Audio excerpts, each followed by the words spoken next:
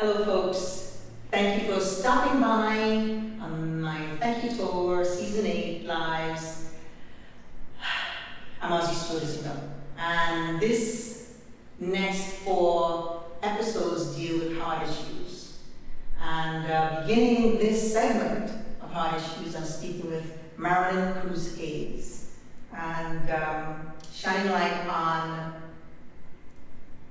situations that I call suffering, abuse, and silence. So Marilyn, I'm going to let you guys know a little bit about Marilyn, just a little bit.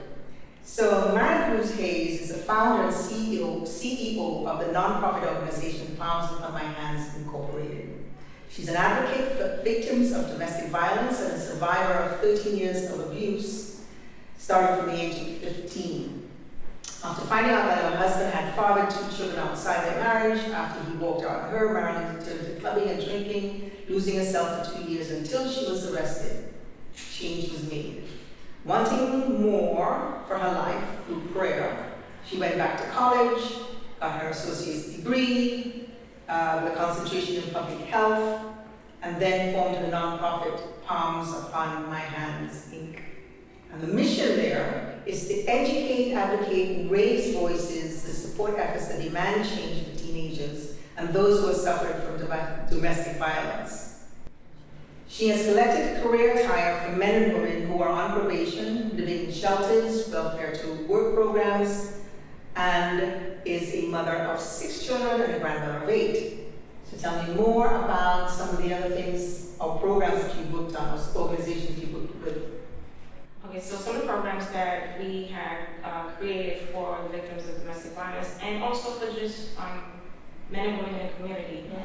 We do case management. We provide case management. We've done various community work. We have provided, as you mentioned already, clothing for those who need to re-enter into the workforce. But you also sort of said that you had worked with Freedom Youth Justice Center. Right. Correct.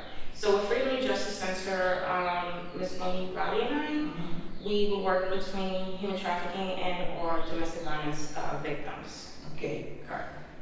So you were brought up as a church girl. What does that mean? So it meant that basically I was kind of ignorant to the world. I'll start off there. It would be Friday night services. It would be Saturday school. It would be Sunday service in the morning, Sunday service in the evening. Saturday we also had children's church. So it was just various things, or I would go outside and provide tracts or tracts. So tracts is where you'll see some people outside that belong to a church community where they're just kind of like handing out little pamphlets. You know, but back then we called it tracts. All right. How many siblings do you have? Oh, it's 5 of us all together. So I have 3 older brothers, and myself, who's the first girl, and then there's my sister. It's 5 of us. And how did you meet your ex-husband? In high school. Okay. In high school. And how did you meet your present husband? Well, we've always known each other. So we've known each other for decades. Even before my first husband, I should say. And then things we just kind of knew each other. There was a gap of more than 20 years. Yes. So, and one day so remember I strayed away for a little while. Yes. So when I went back, is when he said something to me. I said something to him, kind of like sarcastic. Yes. And 2 weeks later, Guys, we were on. How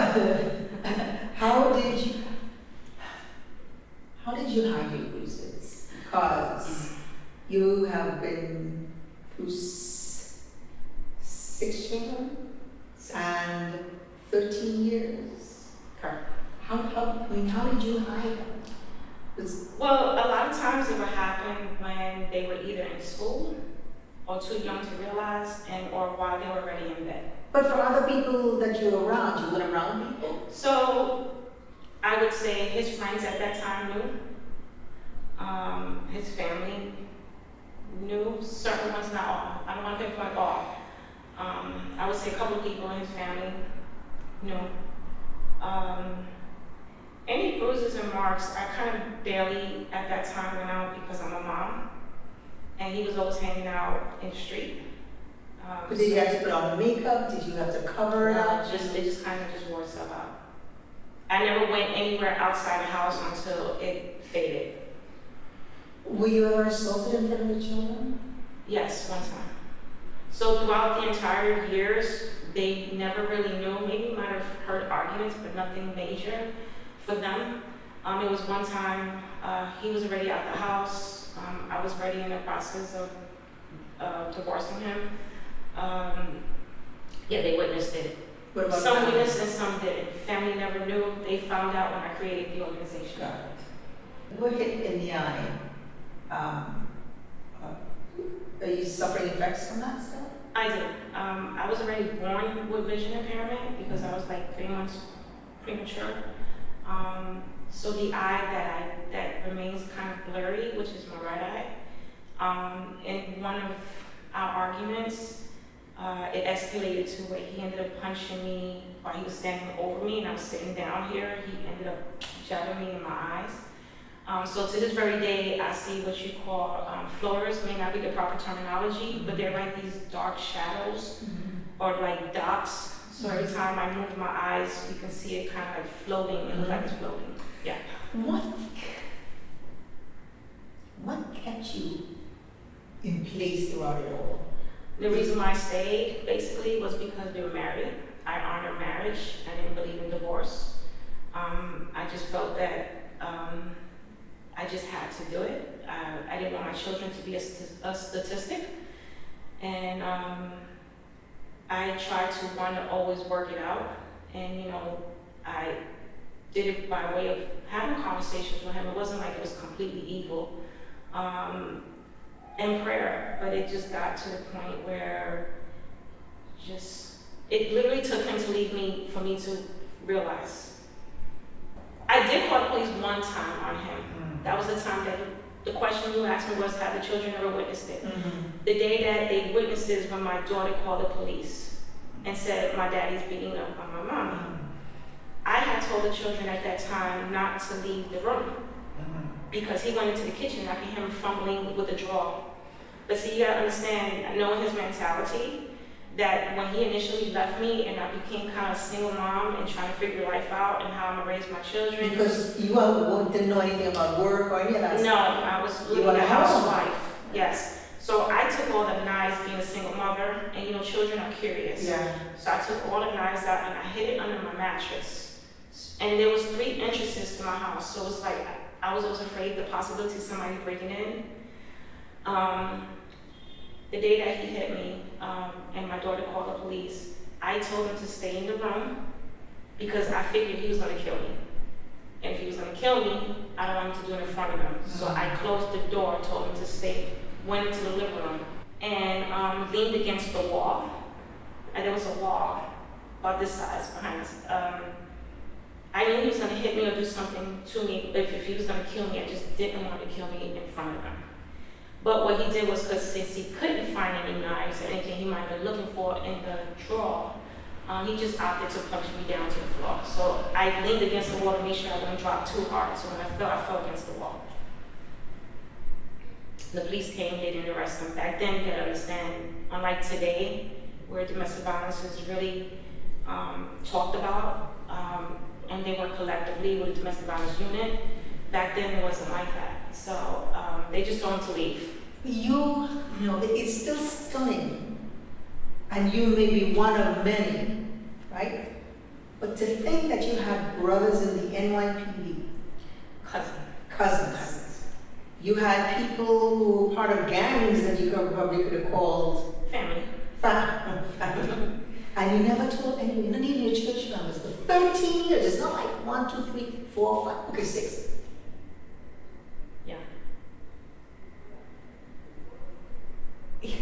It's pretty hard to fathom, you know what I mean? So again, I have to ask, what kept you there? I mean, It was because I loved him more than anything, and I just wanted him to change. I grew up in a household with both parents, and we didn't experience that type of environment where there was abuse in my home. And my idol was my parents. And I wanted to live that same type of life with him. Okay. So, 13 years of that. Yes, He ma'am. leaves. You just go nuts for 2 years for a bit. I went through it, And then, yeah. and then just for a bit, and you needed, probably you need, I mean, 13 years, and then he walks out because none of you No, walk it's out, him. right? Yes. It's because he ended up meeting somebody else. But you also said that he met a couple of other people during. After, well, yes, it was another son's mother. So He got all of that again, Yeah. 13 years, I mean, it's like, Yeah. honey, it's like. So after 21 years of a peaceful, non-abusive, loving marriage, raising your children, working with a man, a husband who values and supports you, after those 13 years of abuse, Yes. what kind of triggers do you experience now? Triggers, for example, if I'm dealing with certain type of clients. My inner self is fighting to get them to a place where I couldn't be. But some of them kind of still fall into the same trap. It's one of those like a mother trying to help their child, but the child's not listening. When they don't listen, that's when it becomes triggering for me. Because I'm trying to save you, So what and you can't happens? see it. What happens to you in that trigger? My heart stopped pounding. I might get like flashbacks of things. It's basically me fighting myself, but I'm trying to help another person so that they don't end up in the same predicament as myself. If that makes any sense. Yeah, no, no, totally perfect. I'm just, that physical trigger, this physicality that you go through when that happens must be. It's pain. It's pain. Right. It can be physical pain, it can be emotional pain, it can be That mental. said, right, that said, have you spoken to a therapist or a psychologist? Or? I did for a little while. I stopped going to the therapist because their first instinct is once you see the therapist, okay, we got seen to the psychiatrist. I saw the psychiatrist, I thought he was worse than me. So the first thing that they want to do is usually write you a prescription. I choose not to go with the prescription because I don't want it to affect any part of my psyche. So because of that is where I decided I don't need the therapy nor the psychiatrist. With all of this, what is your biggest regret? Can you look back? Not saving myself and my children. What would you have done? If you had to tell yourself back then, what would you have done? Never got with them in the first place. Never had as many children. If you could go back and give your 15-year-old self one piece of advice, what would it be? Don't do it. Don't do which bit? Don't. How can I paraphrase it? But by then you didn't know, so at what point? Well, not necessarily. Remember, the first time I got hit, I was 15, but it happened in public, and I didn't have children at the time when it initially began. So if I had to look back and tell my teenage self what I know today is don't do it. Don't be with him. What would give somebody a reason to hit a 15-year-old girl that you just started a relationship with? Yeah, we literally we were new. We were getting to know each other. I would visit his home, it was all for a situation as to why he ended up hitting me. Let me ask you something. Looking back at your childhood, this thing happened in your teens, middle of your teens. When you look back at your childhood, what is your favorite memory as a child? My home, my parents, family. And that's still a family that you never reached out to when you needed, and they never had an inkling. Not the slightest inkling. What advice would you have for women going through the same situation? 2 words: get up. Can you share a success story of someone who's been positively impacted by your work? There is one that majorly made an impact on me, which pushed me to continue doing what I'm doing today. Yeah. Was a woman of age, an elderly woman, which was I would have never thought.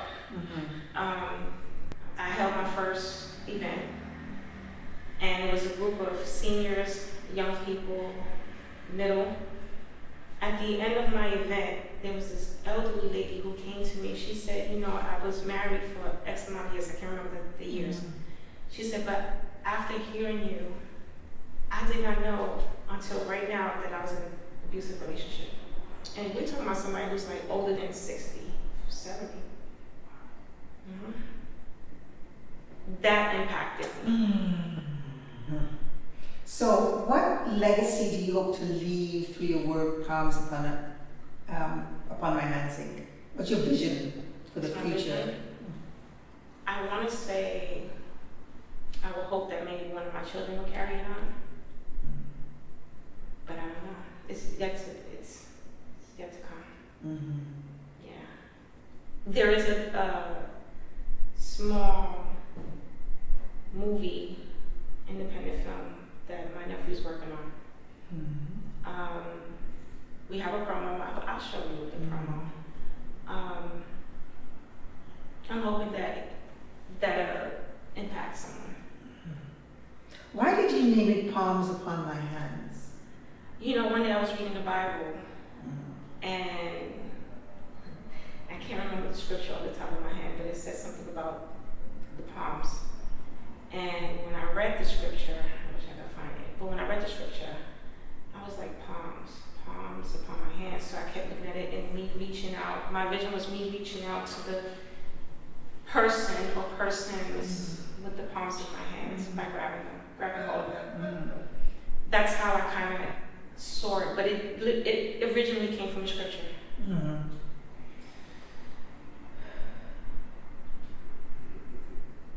How do you address the misconceptions about domestic violence and intimate partner violence in your community? The misconceptions? The misconceptions. That it doesn't exist? Wait. You're saying that people think that it doesn't. Some people really think that it just doesn't exist. Some people, I met someone who said that if she don't get into an argument with her husband or get beat, that he don't love her. Twisted. She has to, if he don't do anything, that means something's wrong. And she starts the argument with him in order for him to do that to her.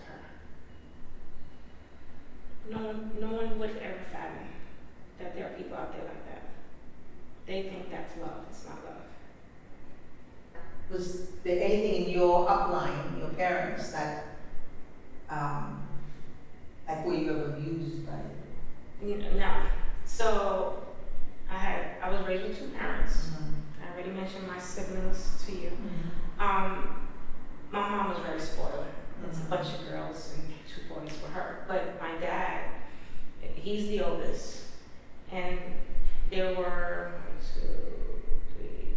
4 boys, 5 boys, and then it was mom. They only had 1 sister, the baby sister. Anyhow, sure, there wasn't always on their best behavior. My dad would take a lot of their beatings on top of his beatings. So in other words, my grandmother was sick. Back in those days, they didn't have a cure for tuberculosis. So my father had to go live with my great-grandmother, his grandmother, who to the day she passed, he adored her throughout the abuse. Throughout the abuse from her? From her. To the day she passed, he adored her, he loved her no matter what. He took all the abuse for his siblings and possibly himself as well. So my mother and my father, they knew each other since children, since before 12. They got married. My mother was 15. My father was probably like 18, 19, so they had to get permission to get married. Anyway, long story short, they had us. And my father never laid a hand on me or my sister.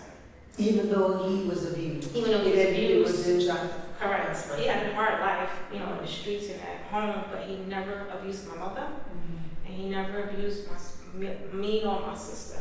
Now, I believe because he had 3 sons before me and my sister, that he might have kind of disciplined my brothers. Probably to a limit, because I think my mom did a lot of the handling. Then when she had us, I think I was kind of like a pain, and I was the first girl, and I always wanted things my way. So my mom would do kind of like she would be the disciplinary for me, but then I would just go run and tell my father. So then I would kind of just get away with everything with him. So then being in that relationship that you had, that was a total new experience for you? Totally, because I didn't grow up in a household where abuse was there.